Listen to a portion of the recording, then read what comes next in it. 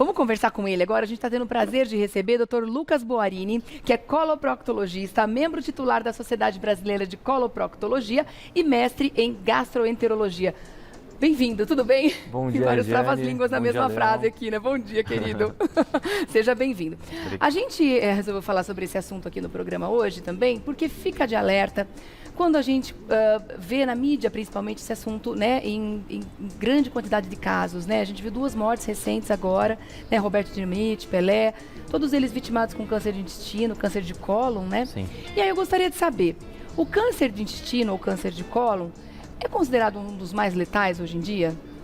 Eu acho que talvez o mais importante é que ele é muito frequente. E quando a gente faz a prevenção e consegue identificar ele no estágio mais inicial, ele tem altas taxas de cura. O problema é que na maior parte desses casos, e foi os casos recentes que foram diagnosticados no Pelé, no Roberto Dinamite, eles foram diagnosticados no estágio avançado.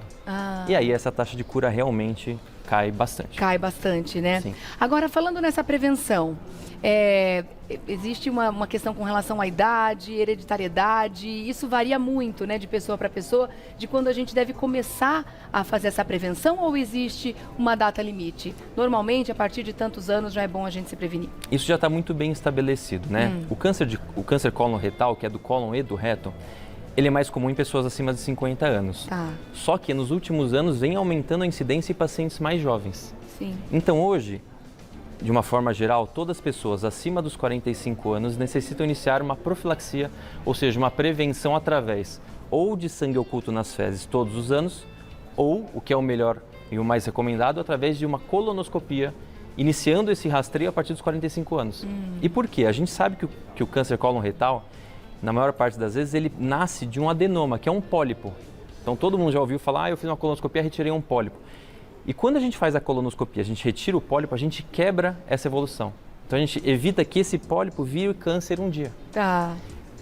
E outra forma, por que a gente tem que fazer a colonoscopia?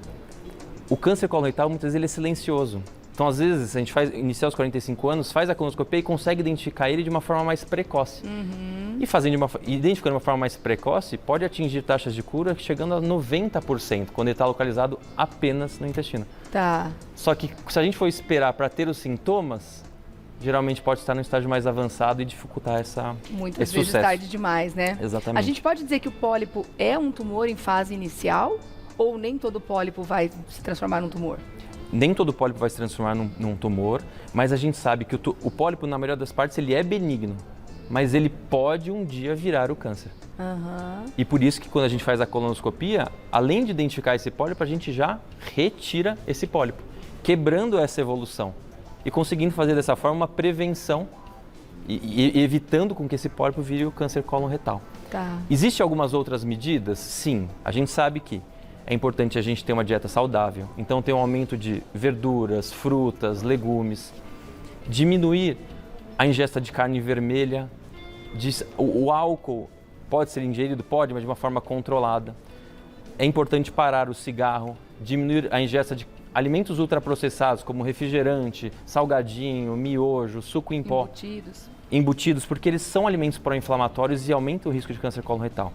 Além disso, fazer atividade física, manter o peso ideal e manter taxas de vitamina D adequadas. Então, esses são algumas coisas que a gente pode fazer para fazer essa prevenção. Então, você tocou num assunto bem interessante, porque eu queria saber se o estilo de vida e o que a gente tem feito hoje, né, enquanto cuidado com o corpo ou a falta dele, né, com relação à alimentação, falta de tempo, de exercícios físicos, que muita gente alega ser isso também, e isso também pode estar ajudando nesse aumento dos casos, no aparecimento de pessoas, inclusive mais jovens, tendo casos de câncer. Sim, com certeza. A gente sabe que apenas 5% dos cânceres cólon-retais estão relacionados à genética. 5%? Claramente, Nossa, assim, é de uma pouquinho. família que vem tendo câncer cólon-retal em todas as gerações.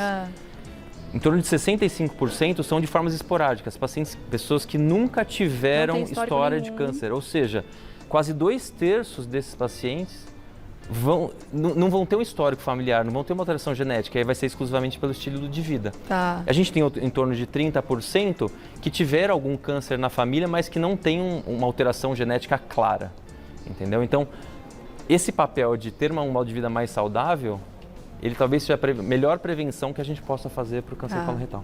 Bom, você já comentou que quando os sintomas aparecem, quer dizer que o estágio já pode estar mais avançado e não é o ideal nesse momento. Mas falando nos sintomas, o que pode ser apresentado por esse tipo de tumor? O que a pessoa pode sentir? Perfeito. O que é importante? Então, sangramento nas fezes é um sintoma muito importante. A alteração do hábito intestinal, seja assim, olha, eu vou uma vez por dia, todo dia eu vou no banheiro. Agora faz 1 mês, 2 meses que eu estou indo 3 vezes por dia, ou então que eu estou indo uma vez a cada 7 dias. Então, essa alteração, tanto para mais quanto para menos, merece uma investigação. Anemia de causa desconhecida. Dor abdominal incólica, quando isso dura em torno de mais de 30 dias, são sintomas que a gente tem que ligar um alerta e procurar um médico que saiba investigar direito. E quem já tem algum diagnóstico de alguma outra condição pré-existente no intestino, por exemplo, uma síndrome do intestino irritável, enfim, outras condições, né? Doença de Crohn, né? Que se não me engano tem uma outra que a gente já falou sobre ela aqui também. Essas pessoas podem ter uma predisposição maior a desenvolver o tumor no intestino por serem pessoas que inflamam com mais facilidade também? A síndrome do intestino irritável não. Não. Agora as doenças inflamatórias intestinais sim. Então a gente tem a doença de Crohn e a retocolite. A retocolite ela está mais associada ao câncer coloretal. E por isso que nessa população a gente faz colonoscopia mais frequentemente. Então, pacientes com retocolite, com mais de 8 anos da doença, a gente precisa fazer colonoscopia a cada 2 anos. Na população em geral, por exemplo, você vai começar um rastreio hoje. Então, acima dos 45 anos, você faz o exame de colonoscopia. Se ele vier normal, você precisa fazer a cada 5 a 10 anos. Que esse é o período onde o pólipo cresce, mas ele não tem risco ainda de virar um pólipo maligno. Então, 5 anos é um tempo seguro para quem teve um exame prévio normal. E se forem encontrados muitos pólipos, aí essa frequência altera. Vai diminuir também. Exatamente. Isso vai ser analisado caso a caso, né? Perfeitamente, Regiane. Muito importante conversar sobre isso, viu, meu querido? Obrigada, viu? Imagina, que é isso. Para você fazer contato com o Dr. Lucas Boarini, que é coloproctologista, você vai lá no Instagram, começa a seguir, @LucasBoarini, @LucasBoarini, tudo junto, lá no Insta. Obrigada, meu querido. Obrigado, até uma Regiane, próxima, viu? Semana. Muito bom.